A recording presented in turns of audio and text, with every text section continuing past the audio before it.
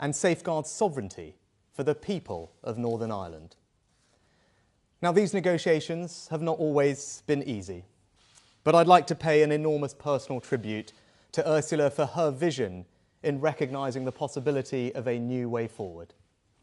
And to my colleagues, the Foreign and Northern Ireland Secretaries, for their steadfast leadership. The United Kingdom and European Union may have had our differences in the past, but we are allies, trading partners and friends, something that we've seen clearly in the past year as we joined with others to support Ukraine. This is the beginning of a new chapter in our relationship. For a quarter of a century, the Belfast Good Friday Agreement has endured because, at its heart, is respect for the aspirations and identity of all communities. Today's agreement is about preserving that delicate balance and charting a new way forward for the people of Northern Ireland. I am standing here today because I believe we have found ways to end the uncertainty and challenge for the people of Northern Ireland. We have taken 3 big steps forward.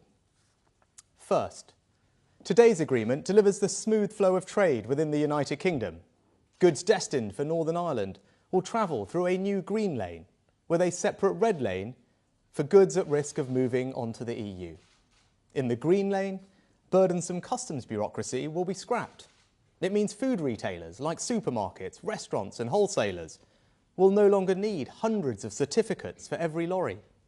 And we will end the situation where food made to UK rules could not be sent to and sold in Northern Ireland.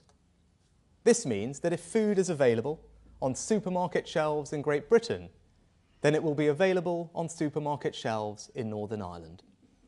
And unlike the protocol, today's agreement means people sending parcels to friends or family or doing their shopping online will have to complete no customs paperwork. This means we have removed any sense of a border in the Irish Sea. Second, we have protected Northern Ireland's place in the Union.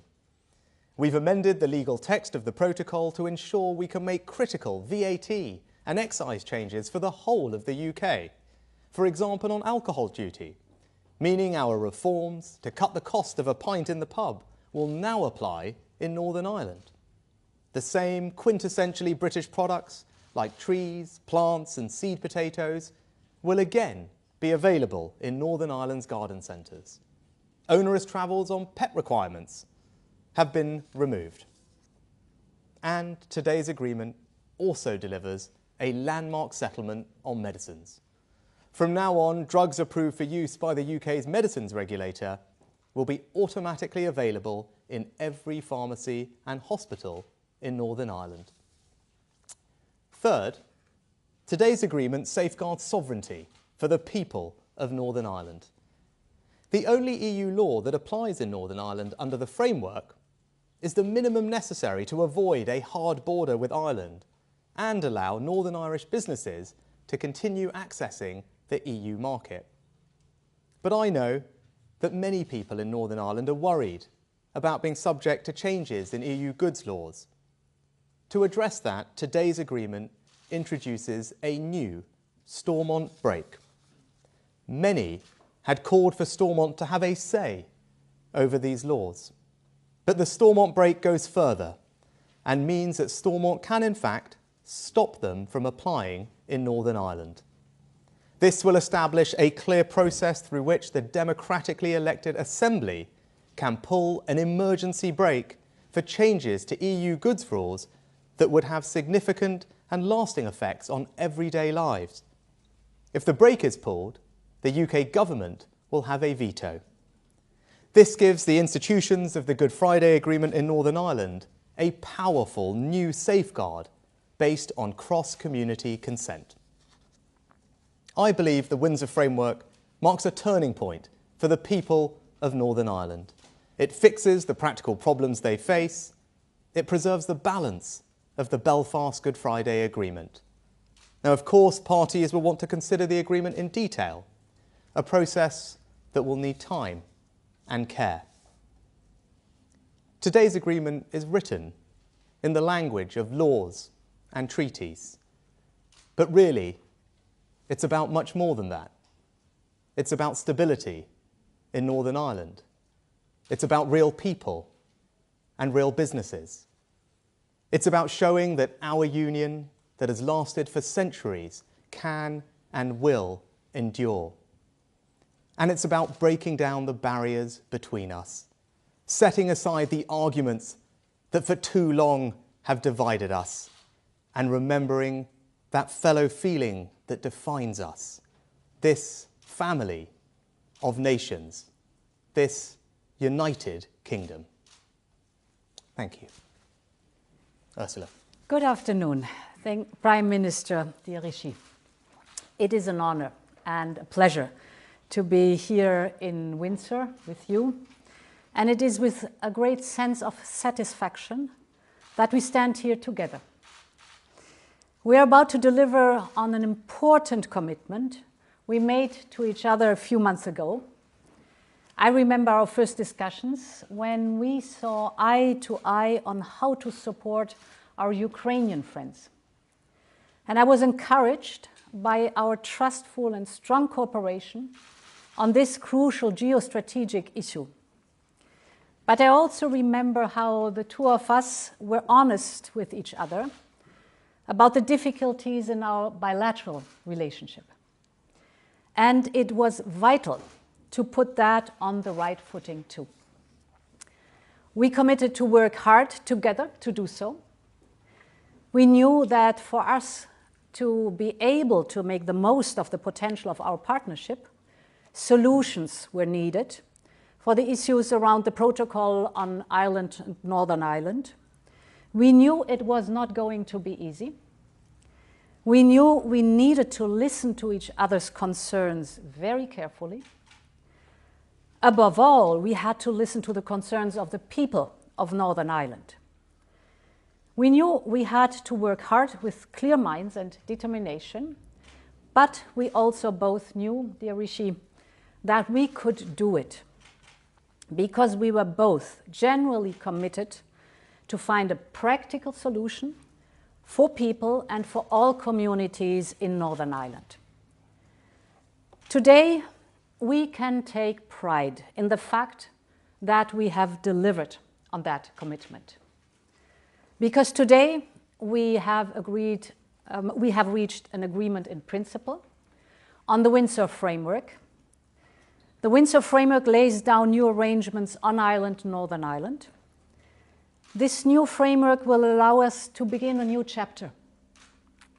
It provides for long-lasting solutions that both of us are confident will work for all people and businesses in Northern Ireland. Solutions that respond directly to the concerns they have raised. Prime Minister, we worked hard across a wide range of areas. The new arrangements are delivering a comprehensive package so that we can address in a definitive way the issues faced in everyday lives. I will only mention two examples that I find most telling. Indeed, the new Windsor Framework will ensure that the same food will be available on supermarket shelves in Northern Ireland as in the rest of the UK. And furthermore, the new Windsor Framework will permanently enable all medicines, including novel ones, to be available in Northern Ireland at the same time, under the same conditions across the UK. For this to work, we have agreed on strong safeguards, like IT access, labels, and enforcement procedures that will protect the integrity of the European Union's single market. The new Windsor Framework respects and protects our respective markets and our respective legitimate interests. And most importantly, it protects the very hard-earned peace gains of the Belfast Good Friday Agreement for the people of Northern Ireland and across the island of Ireland. Violence has no place in our society. I condemn wholeheartedly the shooting of the PSNI officer in Northern Ireland last week, And my thoughts are with the officer and his family and friends. This year will mark the 25th anniversary of the Belfast Good Friday Agreement, an important milestone of the historic peace process. The new Windsor framework is here to benefit people in Northern Ireland and support all communities celebrating peace on the island of Ireland. And this is why I believe we can now open a new chapter in our partnership. A stronger EU-UK relationship, standing as close partners, shoulder to shoulder, now and in the future. Many thanks. Thank you, Ursula. We have time for some questions from the media. Could I start with the BBC? Thank you. Chris Mason, BBC News. If the Democratic Unionist Party don't go back into government in Northern Ireland after all of this, does it ultimately amount to a failure? Question to both of you. Well, Chris, I think today marks a turning point for Northern Ireland. I've spent a lot of time listening to communities there, businesses there, the unionist community as well, understanding their concerns, and I believe that today's framework addresses them. It ensures that we can move goods freely around our UK internal market, it protects Northern Ireland's place in the Union, and it safeguards sovereignty for Northern Ireland's people. But I also recognise that parties and communities across Northern Ireland will want to take the time to consider the detail of what we're announcing today, and we should give them the time and the space to do that, and I fully respect that. But I believe that what we have achieved today is a real breakthrough, and it's now for the parties to consider that and decide themselves how to take it forward and build a better future for people in Northern Ireland. I think it's historic what we have agreed today and what we have achieved. And indeed, a lot will happen. The establishing of the green lane, for example, and the red lane for goods, the reducing of an amount of paperwork, reduced customs and checks on the ground, sharing customs data, information in real time. All these will drastically facilitate when implemented. It's a big step forward. And I think what is exceptional is that we managed to find an agreement for solutions that will protect our respective single markets. And this is a lot, and therefore I really want to thank for the excellent cooperation, and I really want to thank our teams also for all the time they've invested, all the knowledge. The result is extraordinary. I'd echo what Ursula said about thanking our teams, and actually, Chris, to just building on what Ursula said, often we focus on the politics of situations, Westminster and all the rest of it, but this is about the people of Northern Ireland, about the communities, about the businesses there, and what's best for them. And I believe that the Windsor framework that we've agreed today really resolves the challenges that had been raised. It resolves all the practical issues on the ground. It puts people in charge of their destiny, and that's why it represents such a major breakthrough. And I hope everyone can recognise that and take the time to consider it. But this framework will start making a positive difference to people's lives in Northern Ireland almost immediately. And regardless of all the politics of this, I think that is something that hopefully all of us can recognise and celebrate. Can we turn next to RTE? Hello, John Carrain from RTE here. The unionists say they want to be treated the same, and it's to both leader. They want to be treated the same as any other part of the UK. However, Northern Ireland is the only part of the UK that shares a land border with the EU. So there will have to be some differences for Northern Ireland compared to the rest of the UK. Do you believe the unionists will accept different treatment? And can you point to how, for instance, the European Court of Justice will have jurisdiction in Northern Ireland? Do you want me to take that first, Ursula? I'll just echo what I just said, John, actually, about, yes, of course, politics matters, and parties in Northern Ireland, unionist communities will want to take the time to consider what we've announced today, digest the detail, and we should give them the time and the space to do that. But if you focus on people, on families, on communities, on businesses, I think people will see that the framework we've agreed today delivers significant improvements in almost every aspect of their lives that have seen disruption and challenge from the protocol. And that is something that I think can be celebrated and recognised, and that benefit will start coming very quickly. Now, there are a range of things that I heard when I talked to communities in Northern Ireland, and because of the breadth and the comprehensive nature of this framework, and you heard some of it in my remarks earlier, I think we're addressing all those practical challenges and indeed safeguarding sovereignty as well. And I know that's something that's particularly important to communities in Northern Ireland. With regard to the role of EU law, to recognise that with the consent of people in Northern Ireland has access to the single market, and I think we all collectively share an ambition to avoid, as you say, a hard border between Northern Ireland and the Republic. And that's why there's a role for EU law in Northern Ireland, but that happens with consent, and as a result of the agreements that we've reached today, there is further democratic accountability of that role of EU law with the new Stormont break, which provides a very powerful mechanism for the Stormont institution to use when it has concerns. And I think that is really important part of correcting the democratic deficit that existed and providing reassurance to everyone in Northern Ireland that they are in control of their own destiny. Yes, indeed, the European Court of Justice is the sole and ultimate arbiter of EU law. That's natural because it's prescribed by the EU legal order. So the ECJ will have the final say on EU law and single market issues. But we have in this Windsor framework worked hard on the rules that existed before, not only the ECJ on EU law, but also the arbitration panel on not EU laws. And this includes the new Stormont break, which is based on the petition of concern that comes from the Good Friday Agreement. So we have built on this peace process the next step. We've kind of leveled up or improved the overall mechanism.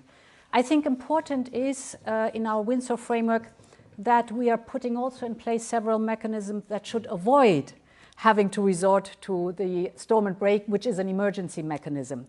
So extensive consultations with the UK and Northern Ireland stakeholders on new EU laws, but also consultations of the EU by the UK on UK planned regulatory changes. This is important for us. And with view on Ireland, of course, there has always been the full commitment, and there is the full commitment of the European Union to safeguard the Belfast Good Friday Agreement in all its dimensions. No hard border on the island of Ireland, and of course that we fully protect the integrity of the EU single market. Can I turn next to the Express? Thank you, Prime Minister. Sam Lister, Daily Express. This has been described by some as a test of your leadership. Are you planning to have a vote on this deal? And if so, how tough are you prepared to be on Boris Johnson and members of the ERG if they decide to oppose it? And I wonder if I could just ask President von der Leyen a question. Can you explain to us why Rishi Sunak's been able to negotiate these concessions when his three predecessors were unable to? Thank you. So yes, Parliament will have a vote at the appropriate time, and that vote will be respected. But as I said earlier, I think it's important that we give everyone the time and the space they need to consider the detail of the framework that we've announced today, because it is comprehensive in nature and that will take time for people to digest. But ultimately, this isn't necessarily about me, it's not about politicians, it's about the people in Northern Ireland. It's about what's best for them. It's about those families, those businesses, what this framework, what this agreement will do to improve their lives. And I believe that the changes that we have made, the breakthroughs that we have been able to put forward together, will make an enormous difference. We can now say that goods will flow freely, smoothly across the UK internal market, that we've protected Northern Ireland's place in our union, that we've safeguarded sovereignty for Northern Ireland's people. Those are all significant achievements, and that's what we should focus on. And I think all of us know about the stability that is required in Northern Ireland, the delicate balance of the Belfast Good Friday Agreement and how important that is. Today's framework means that that balance is restored, and that's why I think this is a very significant step forward. It marks a turning point for the people of Northern Ireland today, and I very much hope as a result of this they can look forward to a better future. I think it is very important to take note of the fact that the two of us, when we met for the very first time, we agreed that, I mean, if you look at the huge challenges we are facing together, whether it is the atrocious Russian war in Ukraine or the fight against climate change, we have so much in common. We're fighting for the same values. We're standing on the same side, shoulder by shoulder. And we want the best solution for the people of Northern Ireland in the situation that we have right now. So there was a very constructive attitude from the very beginning to solve problems, to find solutions, practical solutions for everyday life of the people and businesses in Northern Ireland. That's what we've done. And we've jointly developed the solutions. It needed a lot of goodwill and knowledge, and we have jointly agreed on that now. So I'm very happy about the agreement that we found with the Windsor framework. Right, and lastly, have we got Le Soir? Chloé Goodenough for the Belgian newspaper Le Soir. Would you say that the trust is back between the UK and the EU? And would you say that this deal will help the UK to participate again to Horizon, the research program? Do you want to start? Ursula? Yes, this Windsor framework is good news for scientists and researchers in the European Union and in the UK. Because, of course, the moment we have finished this agreement, so it's an agreement in principle, the moment it's implemented, I am happy to start immediately, right now, the work on an association agreement, which is the precondition to join Horizon Europe. So good news for all those who are working in research and science. I think I'd also just add to that, there's a range of different areas that we can cooperate productively on, and the President and I started that work when we first met. But if you look at how we've responded to the situation in Ukraine, that's required very close coordination on things like sanctions policy, which the President has led, and we work very closely together on that. Also energy security more broadly, given the interconnected nature of our energy markets. Climate change is another area, and indeed illegal migration. You know, these are all the types of things that we can continue to make good progress on working together to the benefit of all of our communities that we represent. And I look forward to doing that with President von der Leyen as well. Good. Thank you very much for your time.